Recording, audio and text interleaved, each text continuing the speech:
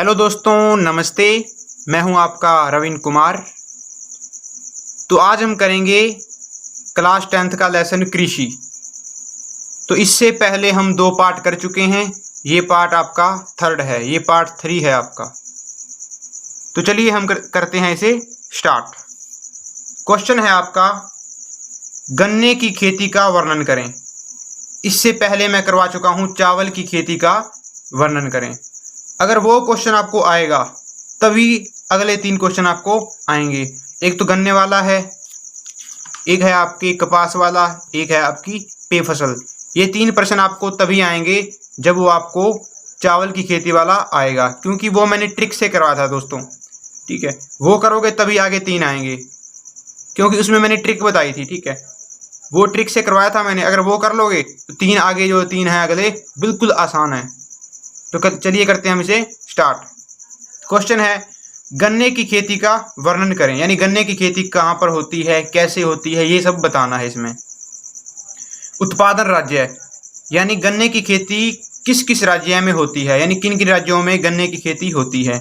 तो पहला है आपका पंजाब। पंजाब में भी क्या होती है, गन्ने की खेती फुल होती है। हरियाणा है, हरियाणा में भी गन्ने की खेती फुल होती है। बिहार, तमिलनाडु, उत्तर प्रदेश, यानी इन 5 राज्यों में गन्ने की खेती भारी मात्रा में होती है। पंजाब, हरियाणा, पंजाब के पास क्या है, हरियाणा, हरियाणा के पास ही है बिहार, और बिहार के पास क्या है, तमिलनाडु, और रह गया फिर उत्तर प्रदेश। यानी 5 राज्य हैं। 5 में से लिखने आपने 4 राज्य लिख देना बस आप। ठीक है, आगे है, गन्ने की खेती के लिए भौगोलिक परिस्थितियां निम्नलिखित हैं।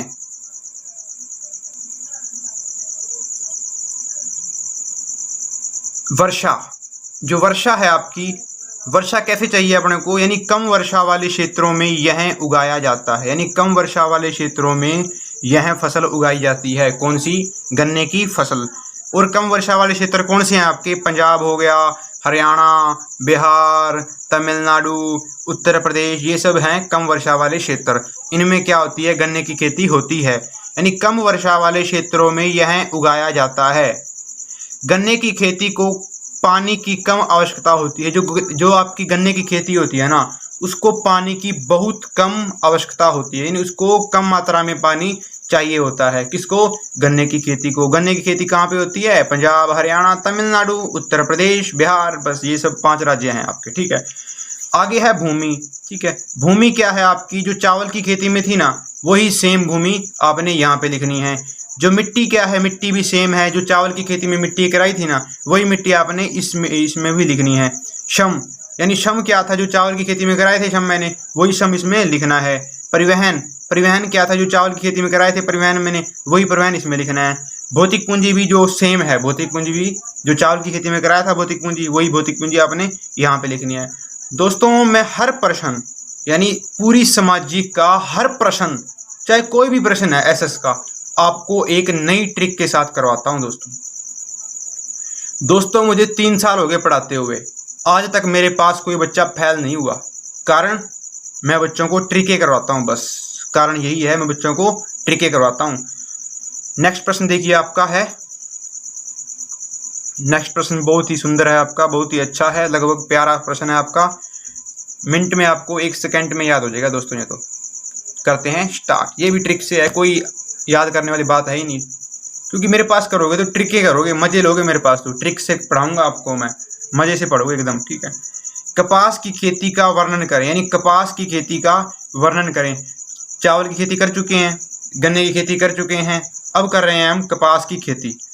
उत्पादन राज्य, यानी कपास की खेती कहाँ पर होती है ये बताना है हमको पहले तो। पहला है पंजाब, पंजाब में क्या होती है, कपास की खेती होती है। हरियाणा, हरियाणा में भी होती है। तमिलनाडु, तमिलनाडु में भी होती है। और उत्तर प्रदेश में भी चावल की इसकी कपास की खेती होती है। ठीक है, यानी इन 4 राज्यों में कपास की खेती भारी मात्रा में होती है। फिर है आपकी भौगोलिक परिस्थितियां, यानी कपास की खेती को उगाने के लिए परिस्थितियां क्या हैं, यानी क्या क्या अपने को चाहिए कपास की खेती को उगाने के लिए। तो इसमें क्या है, ऊपर वाला सारा सेम, यानी ऊपर वाली लाइनें सारी सेम। ऊपर वाले में क्या करा है, अब मैंने जो गन्ने वाली कराई थी ना, गन्ने वाली में वर्षा कैसी थी, वर्षा क्या चाहिए, कम चाहिए, तो यहाँ भी वर्षा कम चाहिए। और जो गन्ने वाला था, गन्ने वाला प्रश्न था, ठीक है, उसमें राज्य कौन से थे? उसमें राज्य सेम ही थे, पंजाब भी था गन्ने वाले में, हरियाणा भी था, तमिलनाडु भी था, उत्तर प्रदेश भी था, सेम ही है लगभग। ये प्रश्न और वो प्रश्न सेम ही है लगभग, ठीक है। वर्षा भी सेम है ऊपर वाली, भूमि भी सेम है, मिट्टी भी सेम है, परिवहन भी सेम है और भौतिक पूंजी भी आपका सेम है। ये प्रश्न भी आपका चुटकी बजाते हो गया। तो दोस्तों मैं आपको हर प्रश्न ट्रिक से कराऊंगा, मजे से कराऊंगा, याद तो कुछ करना ही नहीं, ट्रिक करो दोस्तों, ठीक है। आपके नंबर ना आए 90 से ऊपर तो मुझे कहना आप। अगला देखिए, एक पेय फसल का नाम बताएं तथा उसको उगाने के लिए अनुकूल भौगोलिक परिस्थितियों का विवरण दें, ठीक है। पेय फसल कौन सी है अपनी? चाय एक प्रमुख पेय फसल है। चाय है ना जो प्रमुख पेय फसल है, यानी पेय फसल यानी पीने वाली फसल का नाम बताएं। हमने बताया चाय एक प्रमुख पीने वाली फसल है यानी पेय फसल है। तो इसकी भौगोलिक परिस्थितियां क्या होगी चाय की, ये बताना है। अब चाय को उगाने के लिए क्या क्या चाहिए अपने को, ये बताना है। अब जलवायु, चाय की खेती करने के लिए जलवायु पाला रहित व ठंडी होनी चाहिए। जो मौसम है ना बिल्कुल ठंडा होना चाहिए, ठीक है। यानी हल्का हल्का ठंडा हो मौसम, यानी हर समय ठंड रहनी चाहिए, तब वो चाय की खेती हम उगा सकते हैं, ठीक है। आगे देखिए, वर्षा है जो वर्ष भर यानी वर्ष भर वर्षा की हल्की बुछारें होनी चाहिए, यानी हर साल यानी पूरे साल में क्या हो, वर्षा की हल्की हल्की बुछारें पड़ती रहनी चाहिए, तभी वो चाय की खेती होगी। फिर है भूमि कैसी चाहिए? भूमि चाहिए ढलानदार, भूमि ढलानदार होनी चाहिए। भूमि क्या होनी चाहिए? ढलानदार होनी चाहिए। यानी ढलानदार कैसे कह रहा हूँ, जैसे पेड़ियों जैसी, पौड़ी जैसे पौड़ी नहीं होती अपनी, यानी भूमि क्या हो, पौड़ी जैसी हो, ठीक है। यानी पहले क्या हो, एक पौड़ी, फिर उससे नीचे वाली थोड़ी सी पौड़ी थोड़ी सी नीचे हो, ठीक है, फिर उससे नीचे वाली पौड़ी उससे भी थोड़ी सी नीचे हो, जैसे पौड़ियों के आकार की होती है ना, वो ढलानदार भूमि है, ऐसे कह लो, ठीक है। जैसे ढलान वाली भूमि हो उस पर भी हो सकती है, ठीक है। बिल्कुल ढलान वाली भूमि हो, ऐसे थोड़ी थोड़ी नीचे गिरती जाए वो भूमि, ठीक है, ऊपर से नीचे जाए, तो वहाँ पे क्या होती है, ये खेती आपकी होती है, ठीक है। कौन सी? चाय की खेती। भूमि क्या हो, ढलानदार होनी चाहिए। भूमि क्या हो, नीचे गिरती हुई होनी चाहिए बस, ठीक है, पहले ऊपर फिर थोड़ी सी नीचे फिर थोड़ी सी नीचे, ऐसे भूमि हो, ठीक है। श्रम क्या है? श्रम मेहनत भी सेम है, श्रम भी सेम है, ऊपर वाला जो पहले करवा चुका हूँ मैं, जो मैंने चावल की खेती में कराया, जो मैंने गन्ने की खेती में कराया श्रम, और वही श्रम इसमें सेम है। परिवहन भी सबका सेम है और भौतिक पूंजी भी सबका सेम है। परिवहन भी सेम और भौतिक पूंजी भी सबका सेम है दोस्तों।